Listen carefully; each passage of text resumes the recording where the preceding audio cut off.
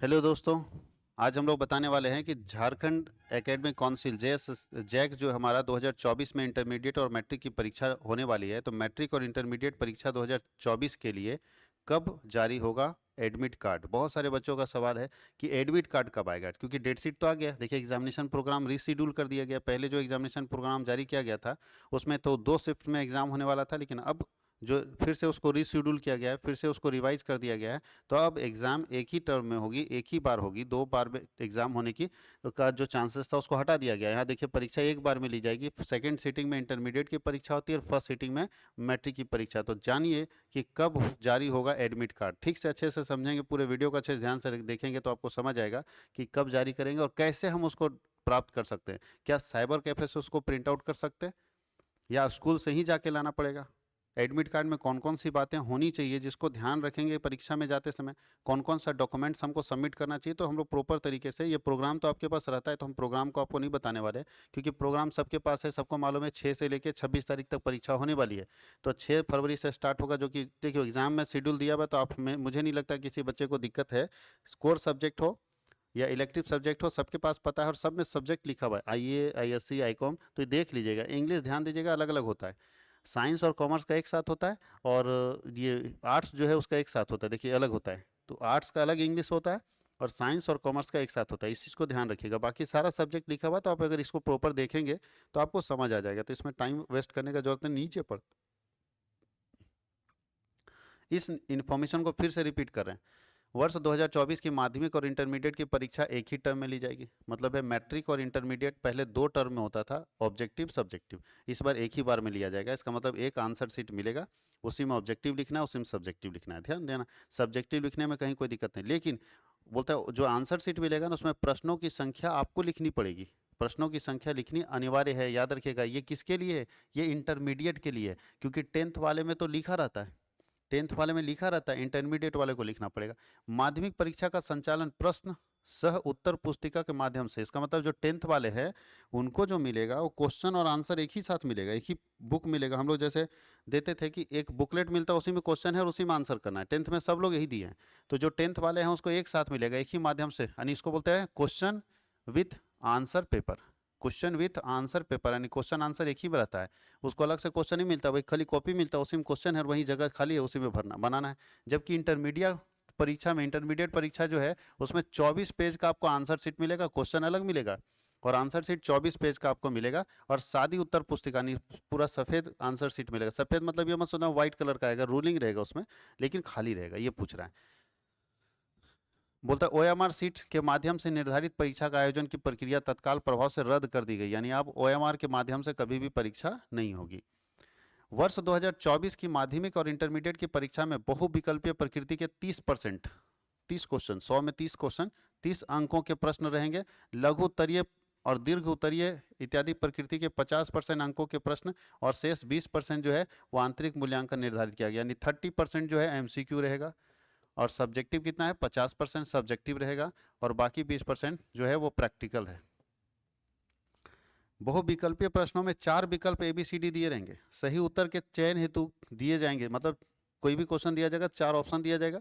जो सही होगा, देखिए इनमें से जो सही विकल्प के साथ साथ उनमें अंकित उत्तर को भी उत्तर पुस्तिका में लिखना होगा। जैसे एक क्वेश्चन प्रश्न संख्या 1 है, इसका 4 ऑप्शन दिया है, ए, बी, सी और डी। तो अगर इसमें से मान लीजिए बी सही है तो बी का आंसर भी लिखना होगा। यहाँ देखिए लिखा है, यदि प्रश्न संख्या 1 का उत्तर सी सही है तो आप खाली लिख दीजिएगा कि 1 और यहाँ लिख दीजिएगा सी। ऐसा नहीं होगा, सी में क्या लिखा है वो भी लिखना पड़ेगा। देखिए यहाँ लिखा है कि सी सही होगा तो परीक्षार्थी को उत्तर पुस्तिका पर प्रश्न संख्या सी, और सी का ऑप्शन में क्या है? पी क्यू आर, तो पी क्यू आर भी लिखना पड़ेगा। यानी ऑप्शन कौन सा है वो लिखना पड़ेगा और उस ऑप्शन में क्या लिखा हुआ है वो भी बात आपको लिखना पड़ेगा। याद रखना इस चीज़ को, बहुत इंपॉर्टेंट चीज़ है ये बहुत इंपॉर्टेंट है।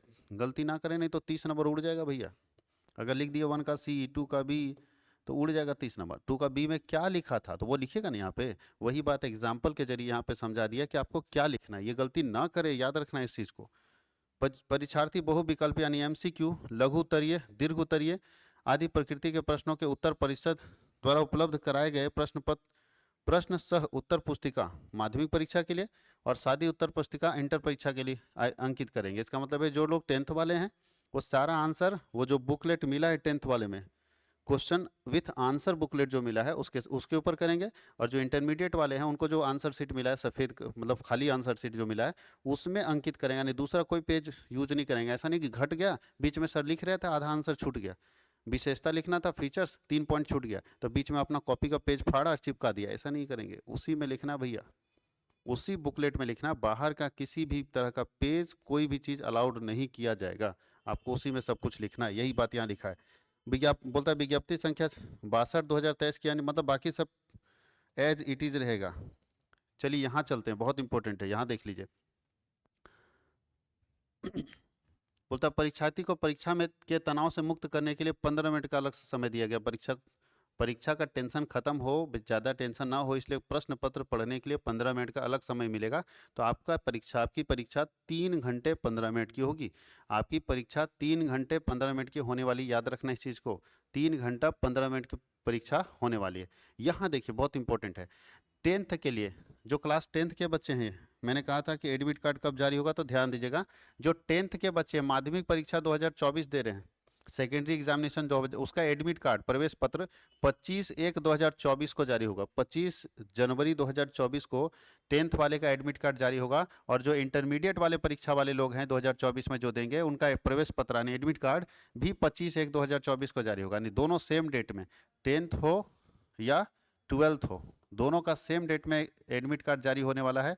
एक का जारी होगा 25 जनवरी को, दूसरा का भी जारी होगा 25 जनवरी को एडमिट कार्ड जारी होने वाला है, जो कि वेबसाइट www.jac.jharkhand.gov.in या ./jac के माध्यम से विद्यालय और महाविद्यालय के प्राचार्य यानी प्रिंसिपल के द्वारा डाउनलोड किया जाएगा। इसका मतलब है कि स्टूडेंट खुद डाउनलोड नहीं कर सकते हैं, वो स्कूल डाउनलोड करेगा या कॉलेज डाउनलोड करेगा, वो भी उसके प्राचार्य डाउनलोड करेंगे, जो प्रिंसिपल है वो डाउनलोड करेगा, उनके सिस्टम में ही रहेगा। डाउनलोड किए गए प्रवेश पत्र को संबंधित परीक्षार्थी को उपलब्ध कराना सुनिश्चित किया जाएगा। यानी जो डाउनलोड प्रिंसिपल करेंगे वो संबंधित स्टूडेंट को, जो स्टूडेंट है उसको देना जरूरी है। माध्यमिक और इंटर परीक्षा के लिए उपस्थिति पत्रक, रोल सीट और परीक्षा संबंधी अन्य प्रपत्रों का विवरण जिला शिक्षा पदाधिकारी कार्यालय से 1 फरवरी को लिया जाएगा। नहीं, वो तो ये कॉलेज का काम है, ये आप लोग का नहीं है, ये कॉलेज और स्कूल का काम है, ठीक है।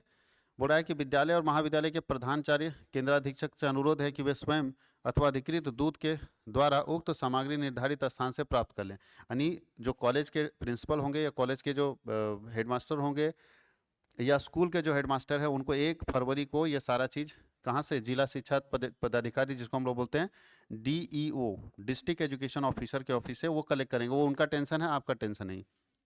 माध्यमिक परीक्षाओं के लिए प्रायोगिक परीक्षा यानी प्रैक्टिकल एग्जामिनेशन, ध्यान दीजिएगा, 10th वाले बच्चों का प्रैक्टिकल एग्जामिनेशन 28/2 से लेके यानी 28 फरवरी से लेके 11/3 यानी 28 फरवरी से 11 मार्च तक चलेगा। संबंधित विद्यालय में ली जाएगी। संबंधित विद्यालय का मतलब क्या होता है, जहां वो पढ़ रहे हैं।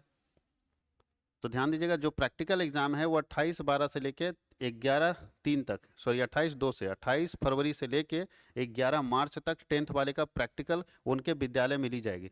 विद्यालय प्रधानों से अनुरोध है कि अपने विद्यालय की प्रायोगिक परीक्षा का प्रश्न पत्र संबंधित जिला के, देखिए जो प्रैक्टिकल एग्जाम होगा उसके लिए क्वेश्चन स्कूल और कॉलेज नहीं बनाएगा, उसके लिए जिला शिक्षा पदाधिकारी के कार्यालय से लेना होगा। इसका मतलब DO ऑफिस से ये भी मिलेगा। प्रैक्टिकल का जो क्वेश्चन होगा वो DO ऑफिस से मिलेगा, तो DO ऑफिस से प्रिंसिपल ले लेंगे। और फिर 10th वाले बच्चों का 28 फरवरी से लेके 11 मार्च तक प्रैक्टिकल का एग्जाम होने वाला, याद रखिएगा 28 फरवरी से 11 मार्च। और जो लोग, अच्छा यहाँ जो रहा है इसके लिए क्या करना होगा, 28 फरवरी से 11 मार्च तक एग्जाम होगा, तो कब लीजिएगा, तो DO ऑफिस से 10th वाला प्रैक्टिकल का कब लेना होगा, 24 फरवरी से 27 फरवरी के बीच में आपको DO ऑफिस से ले लेना। ये सब प्रिंसिपल का काम है, ये आपका टेंशन नहीं। ये 24 से 27 तक प्रिंसिपल जो है वो DO ऑफिस से ले लेंगे। और बस स्टूडेंट का 28 से लेके, तो आपको याद रखना 28 फरवरी से 11 मार्च तक प्रैक्टिकल का परीक्षा है। जबकि इंटरमीडिएट में विज्ञान, वाणिज्य और कला यानी साइंस, कॉमर्स और आर्ट्स के लिए जो प्रायोगिक है 28, ये भी देखिए सेम डेट है, 28 फरवरी से 11 मार्च तक। इसका मतलब दोनों पाली में लिया जाएगा, यानी मॉर्निंग शिफ्ट, फर्स्ट शिफ्ट और सेकंड शिफ्ट दोनों में लिया जाता है। 28/2 से 11/3 यानी 28 फरवरी से 11 मार्च तक प्रैक्टिकल परीक्षा लिया जाएगा।